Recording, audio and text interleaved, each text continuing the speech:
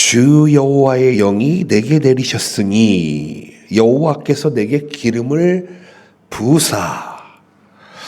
누구에게 하신 말씀일까요? 이사야서니까 이사야를 통해 나타난 말씀이겠죠.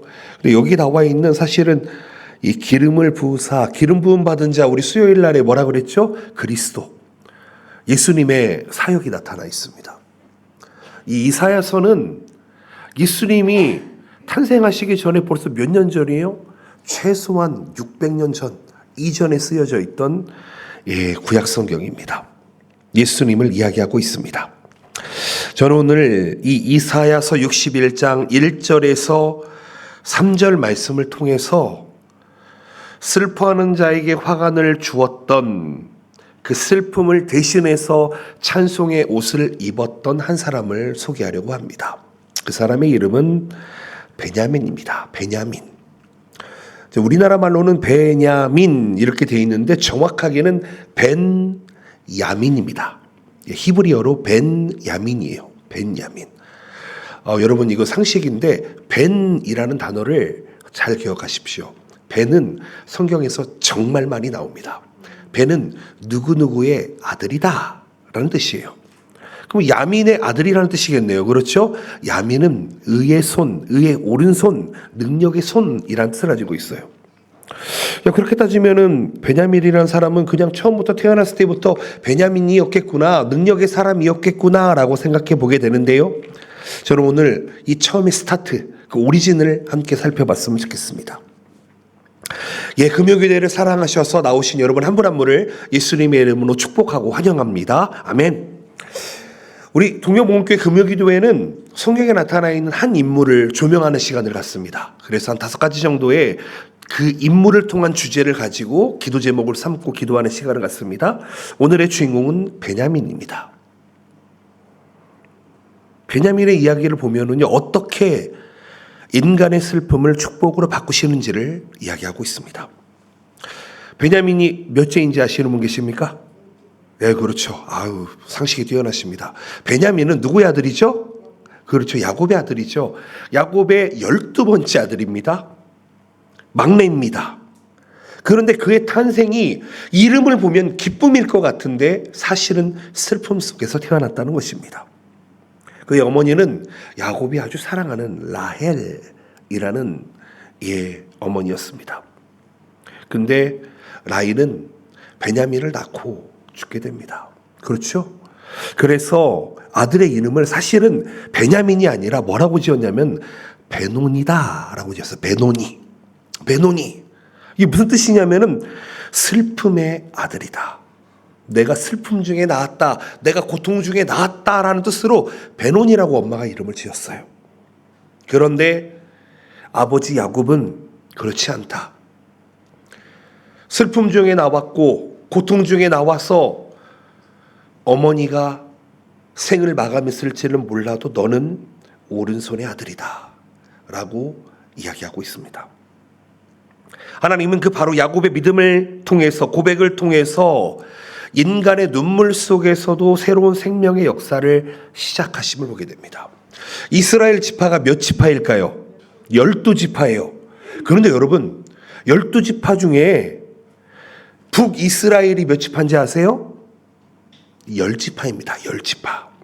그리고 남유다의 지파가 몇 지파예요? 그러면은 2지파예요. 그럼 남유다는 어떤 지파와 어떤 지파가 남아 있었을까요?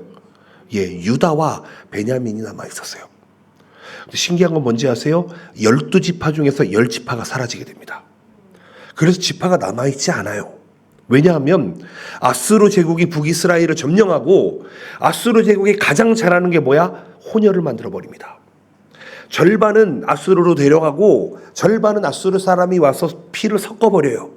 그래서 사실 위에 10지파는 그 이후로 등장을 하질 않아요. 그런데 우리는 알잖아요. 예수님 시대에도 남아있던 지파가 있었습니다. 누구요? 유다 지파를 통해서 누가 와요? 예수님이 탄생을 합니다. 그리고 예수님이 승천하시고 그 뒤에 베냐민 지파의 누구죠? 사도 바울. 사도 바울을 통해서 베냐민 지파의 피가 이어지게 된다는 것입니다. 여러분, 하나님은 사실 제가 지금 짧은 시간에 이 역사를 짧게 얘기하니까 금방 지나간 것 같은데 몇백 년이라는 시간 동안에 하나님은 일하셨다는 것을 이야기할 수 있다는 것입니다. 베냐민의 이야기는 사실 단순히 얘기하면 가정의 비극으로부터 시작을 합니다. 그런데 하나님의 섭리와 하나님의 손길이 드러나는 믿음의 이야기다. 사실은 우리가 예수 그리스도를 믿기 전에 우리의 모습이 베노니이지 않을까 생각을 합니다. 고통 속에 있었습니다. 슬픔 속에 있었습니다. 아픔 속에 있었습니다. 그런데 우리를 예수 그리스도를 만나게 하시고 예수 그리스도를 믿게 하시고 우리에게 베냐민 너는 능력의 아들이다. 하나님께서 역사해 주신다는 것입니다. 사실 저는 생각보다 눈물이 많은 사람입니다. 마음도 소심하고요. 저는 만화책을 보다가도 눈물을 흘리고 애니메이션을 보다가도 눈물을 흘립니다. 저는 아이들의 애니메이션을 보다가도 펑펑 운 적이 있습니다. 왜 그럴까요? 우리에게는 누구에게나 다 눈물의 이유가 있습니다. 여러분 눈물의 이유가 없으신 분 있으십니까? 아픔의 이유가 없으신 분 있으십니까? 다 있을 거라고 생각을 합니다. 그런데 하나님께서는 그 눈물 속에서 그 눈물을 그 슬픔을 기쁨으로 바꿔주시는 분이시라는 것을 오늘 베냐민을 통해서 함께 나누었으면 좋겠습니다. 여러분 오늘 제가 이사야서 61장을 고르고 나서 베냐민의 이야기를 하는 이유가 있습니다. 왜요? 61장은 회복의 메시지를 담고 있기 때문입니다. 이사야서 61장은 바벨론 포로로 인해서 무너졌던 이스라엘 백성에게 하나님이 이렇게 약속하고 있습니다. 오늘 본문 3절입니다. 무릇 시온에서 슬퍼하는 자에게 화관을 주어 그 죄를 대신하며 기쁨의 기름으로 그 슬픔을 대신하며 찬송의 옷으로 그 근심을 대신하시고 그들이 의의 나무와 곧 여호와께서 심으신 그 영광을 나타낼 자라 일컬음을 받게 하려 하심이라. 이스라엘 백성들이 지금 어디에 있냐면요, 바벨론에 포로로 가 있습니다. 노예로 가 있어요. 그런데 여기 뭐라고 이야기하냐면은 루아흐 아도나이, 하나님의 영이 임하실 때 그들이 다시 회복될 것이다, 일어날 것이다 말씀하고 있습니다. 하나님은 슬픔의 제 위에 찬송의 옷을 입히십니다. 그들의 신음을 영광의 노래로 바꾸십니다. 그렇다면 베노니가 벤야민이 된 것처럼 우리의 삶 속에서도 하나님의 이러한 손길이 우리에게 필요하지 않냐는 것입니다. 여러분 저는 목사입니다. 목사임에도 불구하고 저는 매일매일 정말 전투적으로 살아갑니다. 왜냐하면 내 마음을 빼앗기지 않기 위해서, 내 마음에 상처받지 않기 위해서 말씀으로 살아가려고 노력합니다. 저도요, 제 인생을 이야기하려면 3시간, 4시간 가지고는 제 인생을 다 이야기하지 못할 것 같습니다. 잘 살았을 때도 있었고 낭망했을 때도 있었고 이런 계곡들이 있었던 것 같습니다. 여러분들의 가정에는 눈물이 없으십니까? 여러분들의 가정에는 기도할 제목이 없으십니까? 저는 지금도 많이 있습니다. 여러분들의 가정에는 아픈 사람이 없으십니까? 저희는 있습니다. 여러분 관계 가운데 상처가 없으십니까? 저도 있습니다. 그런데 우리에게 소망이 있는 것은 하나님께서는 여전히 슬픔을 기쁨으로 바꿔주시는 분이시고 절망을 소망으로 바꾸시는 분이시라는 것입니다. 아멘. 베냐민의 인생이 그랬다면 우리도 이 베냐민의 인생처럼 베노니에서 베냐민으로 변하는 그런 놀라운 인생 변화를 오늘 바라며 기도하며 소망하며 나아가시기를 예수님의 이름으로 축복드립니다. 여러분 그냥 상식적으로 넘어가 봅시다. 이 성경에서 이름이 바꾼 사람들 몇 명이나 나올 것 같으십니까? 제가 다 찾아봤습니다. 다 찾아봤어요. 간단하게 아브람, 창세기 12장에서 아브람을 불렀습니다. 아브람을 아브라함으로 바꿔주셨어요. 아브람이란 뜻은 그 족장의 아버지라는 뜻인데 아브라함은 모든 열방의 아버지라는 뜻이 돼요. 그냥 일반 족장의 아버지였는데 몬 열방의 아버지로 불러주셨습니다. 아브람의 아내가 누구였죠? 사레. 사레의 이름이 뭘로 바뀌죠? 사라로 바뀝니다. 그런데 사레라는 뜻은 그냥 족장의 어머니, 그냥 왕비, 공주 이런 뜻을 가지고 있습니다. 그런데 사라라고 하는 이름은 모든 나라의 공주, 모든 열국의 왕비 이런 뜻을 가지고 있습니다. 우리가 잘 아는 야곱의 이름이 어떻게 바뀌죠? 이스라엘로 바뀌어요. 원래는 발 뒤꿈치를 잡은 자였는데 하나님께서 하나님과 싸워 이긴 자라 이스라엘이다 불러주십니다. 그리고 여호수아, 모세의 그 다음 때를 이끌었던 여호수아의 원래 이름은 호세아였습니다. 호세아가 여호수아로 바뀝니다. 그리고 반대로 이스라엘 백성들이 바벨론으로 끌려가서 다니엘, 그렇죠. 다니엘 친구 이름 혹시 기억나세요? 우리가 기억하는 이름들이 바뀐 이름들입니다. 사드락, 메삭, 아벳노고 이렇게 이야기하는데 이거는 바빌론 이름이에요. 다니엘은 히브리식 이름입니다. 다니엘은 뭐라고 지은지 아십니까? 다니엘은 벨드사살이라는 이름으로 이름이 바뀌게 됩니다. 그리고 하나냐가 사드락이 되고 미사엘이 메삭이 되고 아사랴가 아벳노고가 됩니다. 그들을 개명시킨 이유가 무엇입니까? 그들의 신의 이름을 지었습니다. 왜요? 우상 숭배하라고요. 그런데 그들은 바뀌지 않았습니다. 시몬을 불러서 예수님께서 베드로라 이름을 지었습니다. 시몬이라는 이름은 듣는 자다라는 뜻을 가지고 있는데 너는 이제 듣는 자가 아니라 너는 반석이다 라고 이야기하고 있습니다. 그리고 성경에 보면 바나바라고 하는 바울의 사역자가 나옵니다. 바나바라는 이름은 위로의 사람, 격려의 사람 이런 뜻이 있는데 이 바나바의 원래 이름은 요셉입니다. 그리고 우리가 잘 아는 사도 바울은 그리스식 이름입니다. 그의 히브리식 이름은 사울이었어요. 사울이라는 이름은요, 베냐민의 첫 번째 왕 누구입니까? 사울 왕의 이름을 가지고 왔습니다. 사울의 뜻은 큰 자다라는 뜻을 가지고 있어요. 그런데 바울이라는 뜻은 무슨 뜻을 가지고 있겠어요? 그러면은 작은 자다. 사울은 원래 큰 자로 태어났는데요, 자기 자신을 작은 자다 부르며 살아갑니다. 여러분, 요한과 야고보, 예수님의 제자, 그에게 예수님이 뭐라고 이름을 붙여주신지 아십니까? 우레의 아들이다. 성격이 정말 괴팍했나 봅니다. 그 둘에게 우레의 아들이라는 이름을 주셨습니다. 그렇다면 우리가 슬픔 가운데 있을 때, 우리가 어려움 가운데 있을 때, 고통 가운데 있을 때 우리의 이름을 어떻게 바꿔주시는 하나님이신지 오늘 말씀을 통해서 함께 배워나가기를 바랍니다. 첫 번째입니다. 슬픔 가운데 하나님은 찾아오십니다. 베냐민의 탄생은 한 가정의 기쁨이 아니라 눈물 속에서 시작하게 됩니다. 어머니 라헬, 정말 오랜 기다림 끝에 아들을 낳았는데 해산의 고통 속에서 생명을 잃으면서 너는 베논이다 라고 이야기합니다. 창세기 35장 18절 말씀 함께 읽습니다. 시작. 그가 죽게 되어 그의 혼이 떠나려 할 때에 아들의 이름을 베논이라 불렀으나 그의 아버지는 그를 베냐민이라 불렀더라. 아멘이시죠? 어머니가 생각한 아들의 모습과 아버지가 생각한 아들의 모습이 달랐어요. 어머니는 슬픔 속에서 아들을 불렀고 아버지는 믿음 속에서 베냐민을 불렀습니다. 여러분, 야민이라는 뜻은 오른쪽이라는 뜻을 가지고 있어요. 오른쪽. 성경에서 오른쪽을 이야기하는 것은 능력을 이야기합니다. 능력. 하나님께서 권위, 축복을 이야기할 때 오른손으로 이야기합니다. 이 장면은 하나님의 섭리를 보여줍니다. 사람은 고통이 느끼는 순간을 슬픔의 아들로 기억하겠지만 하나님은 그 순간을 능력의 아들로 바꿔주신다는 것입니다.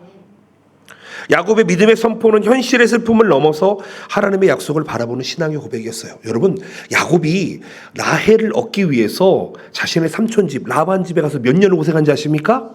14년을 고생을 해요. 잘 아시잖아요. 7년 동안 열심히 하면은 라헬을 준다고 얘기했는데 사기당했죠. 그렇죠. 레아를 받았어요. 그러고 또 7년 동안 열심히 일해서 라헬을 받긴 했는데 또 안 주네. 떠나보내주지를 않아요. 그런 야곱이 그 고통 속에서 하나님에 대한 믿음으로, 여러분 이 한 절에 지금 베노니와 베냐민이 등장하고 있다는 걸 보셔야 돼요. 어떤 사람은 지금의 현실을 베노니로 바라보는 사람이 있습니다. 내 인생은 정말 비극이야.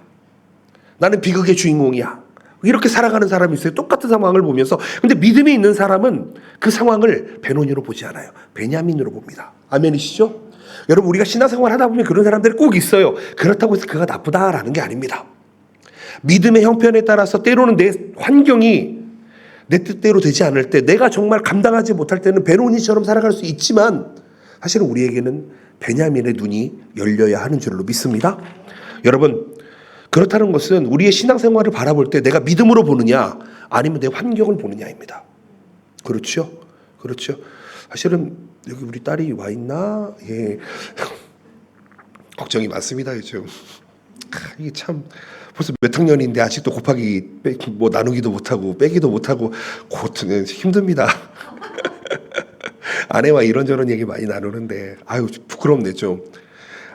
근데 좀 어떻습니까? 더하기 빼기 좀 못한다고 뭐 인생이 뭐 힘들긴 하겠죠. 성공할 수도 있겠지만 제가 그럽니다. 너는 기도해라. 좋은 사람을 만나야 된다. 저는요. 사실 뭐 제 얘기를 다 하면은 그렇지만 제가 인생을 저도 45년을 살았습니다. 제가 인생을 정말 제대로 산 계기는 딱 27살 때인 것 같아요. 27살 때 일본에 오고 나서부터 저는 정말 그때부터 제 인생을 새롭게 살았습니다. 제가 얼마나 게으른 사람인데요. 제가 얼마나 이 잔머리가 잘 돌아가는 사람인데요. 얼마나 인생을 쉽게 살았는데요. 근데 지금은 인생을 꼬고 어렵게 살고 있습니다. 왜요? 그게 하나님께서 원하시는 좁은 문이고 좁은 길이기 때문에. 저도 보면은 이게 편한 길인지 알아요. 근데 그 길을 걸어가지 않습니다. 왜요? 그 길로 가면은 형통할 것 같죠. 사람들이 봤을 때 돈도 많이 벌 것 같죠. 근데 그 길이 하나님이 원하시는 길이 아니라는 걸 알고 있기 때문입니다. 사랑하는 성도 여러분, 우리의 환경이 어떻든 간에 그 환경을 베노니로 보지 마시고 벤야민으로 보시는 여러분들 되시기를 축복드립니다. 아멘. 두 번째는 이것입니다. 형제들 속에서입니다. 여러분 좀 시간이 좀 흘렀어요. 이제 베냐민 얘기는 좀 요셉 얘기랑 맞물려 있잖아요. 쭉 넘어갑니다. 베냐민이 누구 동생이죠? 요셉 동생이란 말이에요. 요셉이 형들에게 팔려서 이집트에 팔려갔어요. 노예가 됐어요. 근데 거기에서 오해를 사고, 그렇죠. 어디가 감옥에 가 있잖아. 감옥에 가 있다가 어떻게 됐어요? 감옥 안에서 13년을 있다가 갑자기 총리가 돼요. 애굽의 총리가 되는데 무슨 일이 생겼어? 갑자기 기근이 와버렸어. 기근이 오니까 자신을 노예로 팔았던 형들이 이제 이집트에 와가지고 우리 쌀 좀 주십시오 하고 있는데 누가 거기 있는 거야 지금? 요셉이 거기 있는 거예요. 요셉이 거기 있어요. 근데 형들은 요셉을 못 알아봐. 시간이 좀 흘렀으니까 그랬겠죠. 아니면 왕관도 쓰고 뭐 이렇게 멋있게 있으니까 그랬겠죠. 그런데 요셉이 애굽의 총리가 돼서 형제들을 시험할 때 어떤 마음을 받냐면은 사실은 요셉은 베냐민을 지금 본 적이 있어요? 없어요? 없어요. 자기가 떠나가고 나서 태어난 동생이거든요. 그래서 내 동생인 베냐민을 어떻게 생각하는지에 대해서 형들을 시험해 보는 거예요. 너 지금 아버지 잘 있니? 너 집에 가면 베냐민이라는 동생이 있다면서 동생 잘 있어? 왜 그러냐면은 자기를 팔았잖아, 형이. 팔았잖아요. 그래서 과거 형들이 요셉을 시기해서 팔았지만 이번에는 막내 베냐민을 이들이 어떻게 생각하는지 그걸 알아보기 위해서 묻습니다. 그랬더니 유다가 이렇게 얘기해요. 유다. 창세기 44장 33절 함께 읽을게요. 시작. 이제 주의 종으로 그 아이를 대신하여 머물러 있어 내 주의 종이 되게 하시고 그 아이는 그의 형제들과 함께 올려 보내소서. 아멘. 유다가 지금 무슨 얘기하고 있냐면은 그냥 나를 종으로 삼고 내가 여기에 한국말도 생각이 안 나네. 그렇죠. 그게 볼모가 돼 있는 거야. 그렇게 돼 있는 거예요. 유다가 베냐민을 대신하겠다고 이야기합니다. 베냐민이 올 때까지 내가 여기 포로가 돼 있다고 이야기하고 있는 거예요. 여기에서 타트라는 단어가 나오는데 이게 자리에 서다, 대신하다 이런 뜻을 가지고 있어요. 근데 이 단어가 무슨 뜻인지 알아요? 대속하다라는 단어예요. 대속하다. 무슨 얘기냐면 베냐민이 여기 올 때까지 내가 그의 목숨을 대변하겠다는 거예요. 여러분 결국은 이 대속이라는 것은 무슨 얘기냐면은 시장에서 노예들을 살 때 쓰는 그 단어가 대속이에요. 속전이라고 그러잖아. 이 돈을 내고 노예를 살 때 쓰는 그 단어가 대속이라고요. 내가 대신 돈을 주고 너를 샀다. 이게 대속이에요. 이게 무슨 얘기예요? 장차 예수 그리스도의 구원, 십자가 사건을 이야기합니다. 유다가 베냐민을 대신해서 종의 자리에 섰던 것처럼 예수님께서 우리의 죄를 대신해서 십자가 자리에 섰다는 거예요. 잘 생각을 해보세요. 여러분은 형제 자매 관계가 여러분 행복하십니까? 저 정말 안타까운데 저희 아버지 형제간들에는요 거의 적입니다. 전쟁이에요, 전쟁. 옛날에 이런 게 있었어요. 여러분 혹시 그 피라미드라고 아십니까? 피라미드 다단계. 아이고, 여러분 다단계가 집안에 들어오니까요. 내 밑에다가 동생을 집어넣고 자기만 잘 사는 형이 있더라고요. 자기는 집을 여러 채 샀는데 자기 동생들은 밑에다 집어넣고 다 망해버렸어요. 그런 가정 본 적 없어요. 우리 가정만 그런가? 그래서 저희 아버지 가정은요 거의 적입니다. 전쟁입니다. 만나면 맨날 싸워요. 맨날. 응? 내가 퇴직금까지 다 빼가지고 다 잘 다니고 있던 현대자동차 그 잘 다니고 있는 그거를 왜 퇴직하라 그래가지고 여기다 집어넣고 잘 살 것 같았죠. 근데 그렇지 않다는 거예요. 요즘 가장 많이 끼어져 있는 게 부모, 형제, 자매 관계인 것 같습니다. 사단이 우리를 넘어뜨리는 가장 쉬운 방법이 뭐예요? 우리 가장 가까운 가족을 건드리는 거예요. 나를 건드리면은 내가 그래도 믿음이 좀 있으니까 좀 싸운단 말이야. 근데 내가 아닌 내 가족을 건드려 버리면은요 그냥 넘어집니다. 그런데 그 형제간의 우애함을 요셉이 보기 위해서 베냐민을 데려와라 라고 이야기하고 있습니다. 저는 이것을 통해서 뭘 알게 되냐면 이 베냐민의 이야기를 통해서 교회 공동체가 어떻게 지내야 될지를 저는 좀 요즘 생각해 봅니다. 우리 동경복음교회 요즘 100여 명 신앙생활 하고 있습니다. 그렇죠. 한 100여 명 신앙생활, 지난주가 120명 정도 오셨던 것 같아요. 근데 제가 생각하기에는 가지고 있는 마음이 다 달라 보여. 다 다릅니다. 서로의 약함이 있으면은 품어주고 격려해줘야 되는데 약함을 가지고 공격을 하는 사람들이 있더라고. 형제 자매를 위해 기도해줘야 되는데 그 약함을 가지고 다른 데다가 풀어버리는 사람들이 있어요. 그런데요, 우리가 여기서 깨달아야 되는 게 무엇이냐면은 사실은 요셉의 형제들 관계에서도 그럴 일이 많이 있었을 겁니다. 야곱이 요셉을 너무 사랑하니까 형제들 사이에 시기 질투가 들어왔잖아요. 근데 그것을 시간이 흘러 하나님께서는 다시 요셉을 통해서 야곱의 자녀들이 회복되게 하셨다는 것이죠. 여러분, 우리에게 필요한 게 무엇입니까? 그것은 대속, 내가 그 대속할 수 있는 사람이 되어야 되지 않을까라는 것입니다. 저는 오늘 유다의 모습 속에서 그런 베냐민을 통한 은혜를 보게 된다는 것입니다. 여러분 축복합니다. 여러분들의 형제 자매들이 회복되시기를, 여러분들의 가족이 예수 그리스도 안에 거하시기를 축복드립니다. 아멘. 세 번째로 사랑을 입었다는 것입니다. 여러분 모세가, 시간이 좀 흘렀어요. 모세가 이스라엘 각 지파를 축복하면서 베냐민 지파를 이렇게 축복을 합니다. 신명기 33장 12절 말씀 함께 읽습니다. 시작. 베냐민에 대하여는 일렀을 여호와의 사랑을 입은 자는 그 곁에 안전히 살리로다. 여호와께서 그를 날이 미치도록 보호하시고 그를 자기 어깨 사이에 있게 하시리로다. 아멘. 뭐라고 얘기하냐면은 여호와의 사랑을 입은 게 누구라고요? 베냐민 지파다라고 이야기하고 있어요. 여기에는 무슨 뜻이 들어있냐면 여호와의 사랑하는 친구라는 뜻이 들어있습니다. 하나님께 특별히 사랑받는 사람이다 라는 뜻을 가지고 있어요.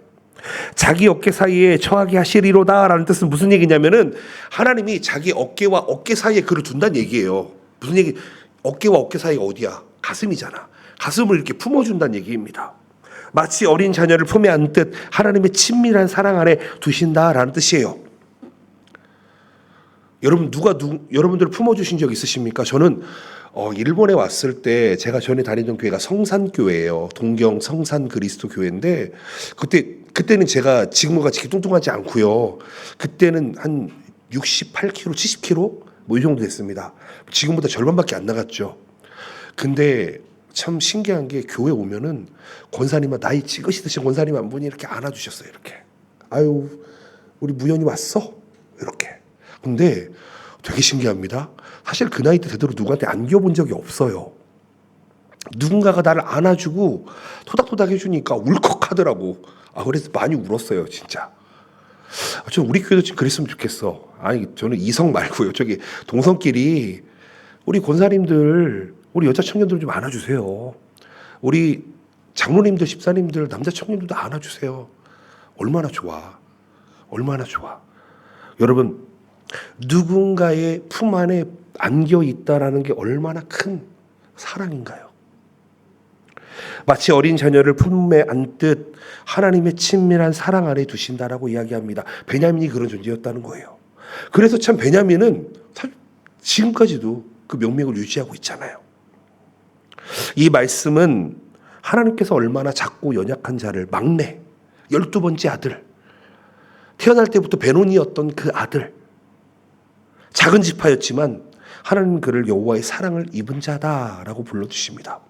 여러분, 우리가 인생을 살아가다 보면 남들과 비교해서 내가 뭔가 가장 못 미치는 것 같고, 가장 낮은 것 같고, 가장 작은 것 같고 그래요.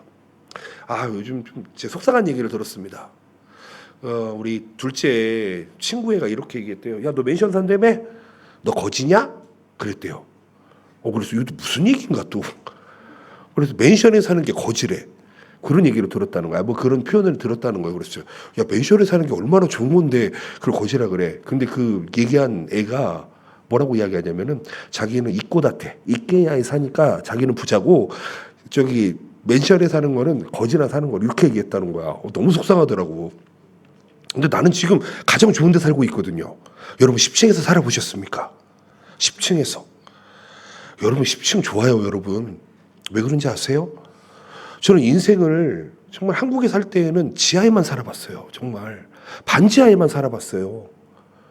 저는 제가 얘기하죠. 바퀴벌레랑 쥐랑 친하다고요. 정말 친해. 저 손으로 다 잡을 수 있습니다. 죄송해요. 근데 그 정도로 친했어요. 그게 혐오스럽고 그냥 그런가 보다 하고 살았어요. 근데 여기 10층 살고 있는데 누가 나를 거지라 그래. 정말 몰라도 너무 모르는구나 라는 생각을 하게 됐어요. 여러분, 다른 게 아니고요. 여러분, 우리가 베노니 같은 삶을 살고 있다 하더라도 하나님이 우리를 사랑해 주시는 줄로 믿습니다. 아멘이시죠? 우리가 사랑받는 자라는 아이덴티티를 여러분 회복하셔야 돼요. 저는 이게 정말 중요하다고 생각합니다. 내가 나를 어떻게 생각하느냐가 참 중요하다고 생각해요. 내가 나를 베노니라고 생각하면은요, 계속 그렇게 살 수밖에 없어요. 근데 내가 벤야민이라고 생각한다면 하나님이 날 사랑하시는, 난 하나님의 오른손의 아들이라고 생각하시면 내 인생은 변한다고요. 저는 저를 뚱뚱하다고 생각하지 않습니다. 내가 좀 덩치가 좀 크구나. 남들보다는 2배는 나가는구나. 그 정도 생각하고 살아요. 조만간 살을 좀 빼야 되겠다 생각은 하는데, 여러분, 저는 하나님의 사랑을 많이 잊고 있는 사람이라고 저는 믿고 있습니다.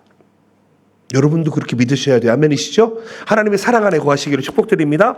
여러분 하나님의 사랑을 입은 자로 살아간다는 것은 하나님의 보호하심 안에 있다. 하나님의 어깨와 어깨 사이에 누가 있다고요? 내가 있다고. 여러분 꼭 우리를 품고 계신 하나님을 믿으시길 바랍니다. 4번째, 베냐민 지파가 잘 살았으면 얼마나 좋아요. 근데 베냐민도 보면은 참 쓸데없는 짓을 참 많이 하는 것 같아요. 죄로 인해 실패하게 됩니다. 이게 한때 기부아 사건이라는 게 있었는데, 그 당시 때 뭐 이렇게 이스라엘 백성들끼리도 서로 전쟁하고 막 싸우고 이럴 때가 있어요. 왜 그러냐면은 안 맞아. 의견이 안 맞아요. 근데 안 맞는 거는 여기 계신 여러분과 저도 마찬가지입니다. 여러분, 우리가 아무리 맞추려고 해도 우리는 맞지 않아요. 안 맞는 게 정상입니다. 안 맞는 게 부부관계도 안 맞는 게 정상이에요. 그렇잖아요. 부부관계가 잘 맞는다 그러면은 잘 모르겠어요. 그런 분들을 제가 별로 본 적이 없어가지고 우리 집만 안 맞는지 모르겠는데, 여러분, 이스라엘 전체와 베냐민이 전쟁을 할 때가 있었어요. 근데 그 당시 때 11대 1이니까 어떻게 돼요? 잽이 안 되잖아. 멸망당할 뻔했어요. 그들의 교만과 도덕적 타락을 통해서 형제들의 칼날로 인해서 베냐민이 사라질 뻔했습니다. 정말로 완전히 묻혀버릴 뻔했어요. 사사기 20장 46절 이렇게 되어 있습니다. 함께 읽습니다. 시작. 이날에 베냐민 사람으로서 칼을 빼는 자가 엎드려진 것이 모두 25,000명이니 다 용사였더라. 여기 뭐라고 이야기하냐면 엎드러졌다 이렇게 이야기합니다. 엎드러졌다라는 게 단순히 넘어졌다라는 의미가 아니에요. 하나님의 심판 안에서 다 죽었다라는 것입니다. 하나님의 심판 안에서 숨이 다 날아갔다는 얘기예요. 이게 무슨 얘기냐면은 하나님의 사랑받는 자라 할지라도 교만하고 우상숭배하고 죄를 짓게 되면 어떻게 된다고요? 엎드러진다고요. 인간의 죄가 가져오는 결과는 언제나 엎드러지는 겁니다. 교만은 언제나 하나님의 심판을 불러와요. 그런데 여러분, 하나님은 참 그 끝자락에서 꼭 하나님은 새롭게 무언가를 시작하신다는 거예요. 사사기 마지막 장이 21장인데 아까 말씀 20장이었어요. 21장에 이스라엘 백성이 눈물을 흘리면서 뭐라고 이야기하냐면은 이렇게 이야기합니다. 오늘 한 지파가 이스라엘에서 끊어졌도다 라고 이야기해요. 왜 그러냐면 그들의 긍휼의 마음을 주시고 11대 1로 그냥 베냐민을 그냥 싹 잡아버렸거든요. 근데 그 중에서 긍휼한 지파들이 생긴다는 거예요. 이스라엘 지파가 끊어진다. 그런데 하나님은 그 11지파의 마음을 돌이켜서 남은 베냐민 사람들을 다시 일으켜 세우게 된다는 것입니다. 여러분, 오늘 아들이라는 단어 히브리어로 아까 뭐라 그랬죠? 벤이라는 단어라 그랬어요.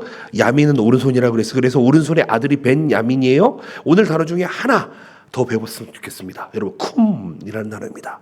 쿰. 어디서 많이 들어봤죠? 달리다, 쿰. 이 달리다가 무슨 뜻이에요? 소녀요. 쿰. 일어나라. 라는 뜻이에요. 쿰이라는 단어는 다시 일어나다, 회복하다 라는 뜻을 가지고 있어요. 하나님께서는 아까 엎드려졌다 그랬잖아. 넘어지는 사람에게 쿰 하시는 분이에요. 일어나라. 다시 기회를 주시는 분이라고요. 베냐민이 하나님 앞에 범죄함으로 엎드러졌습니다. 떨어졌어요. 이 단어가 나팔이라는 단어인데 이 단어를 통해서 나왔던 단어가 네피림이라는 단어예요. 네피림은 하늘로부터 떨어진 자가 네피림이거든요. 그래서 하나님께서는 엎드리게도 하시고 넘어지게도 하시고 쓰러지게도 하시는데 하나님의 사랑을 입은 자는 반드시 일어나게 하신다는 것을 믿으셨으면 좋겠습니다. 언제나 달리다 일어나라 라고 이야기하고 있어요. 여러분, 하나님의 오른손의 회복의 힘이 우리에게 임할 때 우리는 다시 일어설 수 있습니다. 아멘이시죠? 믿으셔야 됩니다. 마지막으로 5번째, 베냐민 지파 마지막입니다. 여러분, 신기하게도 베냐민 지파가 가장 여린 지파였어요. 가장 소수의 지파였습니다. 그런데 아까 말씀드렸죠. 10지파가 있었잖아. 므낫세, 어디 무슨 지파 있잖아. 사실은 여기에도 보면은 이스라엘 백성들이 땅을 분배할 때 가장 많은 땅을 가져간 사람이 누군지 아세요? 장자예요. 1, 2, 3, 4 요 4명이 엄청 많이 좋은 데를 다 가져갔어요. 그리고 나머지 이렇게 가잖아요. 이게 무슨 얘기냐면은 이스라엘 백성들의 장자의 의미는 뭐냐면은 다른 동생들과 비교해서 2배를 가져갈 수 있어요. 2배를. 그래서 갑절이라고 이야기합니다. 성경에 보면은 더블 퍼션이라고 하는 단어가 나오는데 갑절이라는 단어예요. 장자가 되면은 다른 형제들보다 2배를 가져갈 수가 있어요. 이해가 되세요? 장자가 되는 축복이 그거였어요. 그런데 베냐민은 뭐였어? 막내였단 말이야. 그런데 그 베냐민 지파를 멸망 안에 버려두지 않고 그 후손들 중에서 가장 위대한 사도가 나오게 된다는 거예요. 누구예요? 아까 말씀드렸죠. 사도 바울은 이렇게 자기를 소개합니다. 빌립보서 3장 5절 6절 말씀 함께 읽습니다. 시작. 나는 8일 만에 할례를 받고 이스라엘 족속이요 베냐민 지파요 히브리인 중에 히브리인이요 율법으로는 바리새인이요 열심으로는 교회를 박해하고 율법의 의로는 흠이 없는 자다. 아멘. 지금 사도 바울이 뭐라고 얘기하고 있어요? 잘난 척하고 있잖아 지금. 오해하지 마세요. 잘난 척이 아닙니다. 그는 자신의 출신을 자랑하려고 그러는 것이 아니라 하나님께서 가장 작은 지파였던 베냐민을 통해서 가장 큰 자를 세워주신다는 거예요. 사울을 세웠잖아요. 그래서 근데 그는 그 큰 자라는 이름을 쓰기에 본인이 그 전에 뭐라고 다녔어요? 교회를 박해하고 교회를 박해했던 사람이라고요. 이 사울이라는 사람이. 그러다가 예수님을 만납니다. 그러고 나서 어떻게 돼요? 나는 사울이 아니구나. 나는 바울이구나.